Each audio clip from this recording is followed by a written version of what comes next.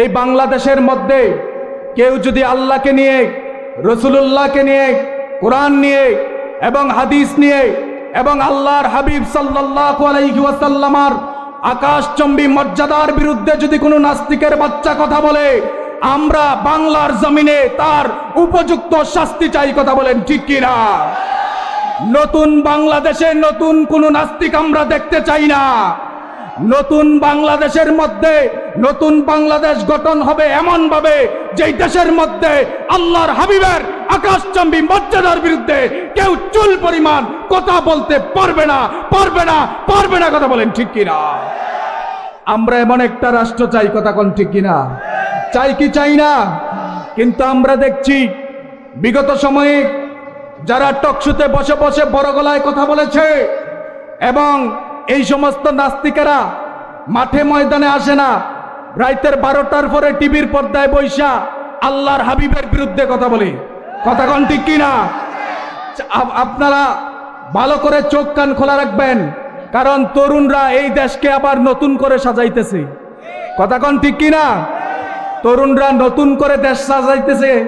আবার এই নতুন করে দেশ সাজাইতে গিয়া এমন কিছু অপকর্ম করাও যাবে না যে অপকর্মের কারণে আপনাদের আগের যত ভালো কর্ম আছে এগুলা ধূলিসাৎ হয়ে যায়। কথা কোন ঠিক কিনা? কথা বলেন না ঠিক কিনা? এজন্য আমরা চাই এই দেশের মধ্যে শান্তি আসবে, এই দেশের মধ্যে কোরআনের আইন বাস্তবায়িত হবে। এটা আমরা চাই কি চাই না? এই দেশের সংসদে আল্লাহর কোরআন ঢুকুক, এটা আমরা চাই কি চাই না? আল্লাহর কোরআন যদি সংসদের মধ্যে ঢুকতে পারে তাইলে কেউ আল্লাহর বিরুদ্ধে কথা বলে এবং রাসূলুল্লাহর বিরুদ্ধে কথা বলে বিন্দু পরিমাণে ছাড় পাবে না। কথা বলেন ঠিক কিনা? এই কোরআন দিয়ে যদি সমাজের মধ্যে, রাষ্ট্রের মধ্যে 1-2টা বিচার কার্যক্রম করা যাইতো, তাহলে দেখতেন সমাজ থেকে যত টেন্ডার, সাদাবাজি, চুরি, ডাকাতি, ছিনতাইকারী, জেনাকারী আছে সবগুলা ধূলিসাৎ হয়ে যেত। ঠিক কিনা বলেন? আল্লাহ পাক রব্বুল আলামিন বলেছেন, ওয়াসারিকু ওয়াসারিকাতু ফাকতাউ আইদিয়াকুমা। আল্লাহ পাক বলছেন চোর নারী হোক আর পুরুষ হোক তার হাত কেটে দাও। আপনারা বলেন তো বাংলার জমিনে দৈনন্দিন চুরি হয় কি হয় না? কথা বলেন না, হয় কি হয় না? কয়টা চোরের হাত কাটছেন বলেন তো? কয়টা চোরের হাত কাটছেন?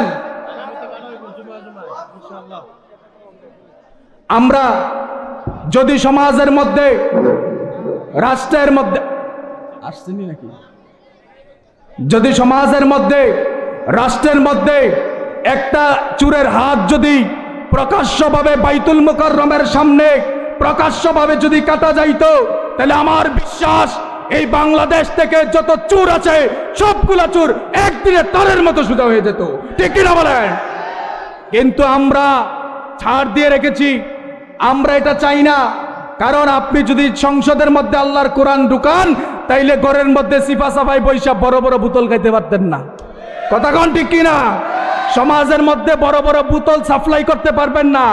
কথা কোন ঠিক কিনা? ওই শশী দলের ওই পাশে দিয়া কাটাতারে বেড়ে দিয়া মদ প্রচার করতে পারতেন না। কথা কোন ঠিক কিনা? এগুলো আমরা আর সমাজের মধ্যে চাই না।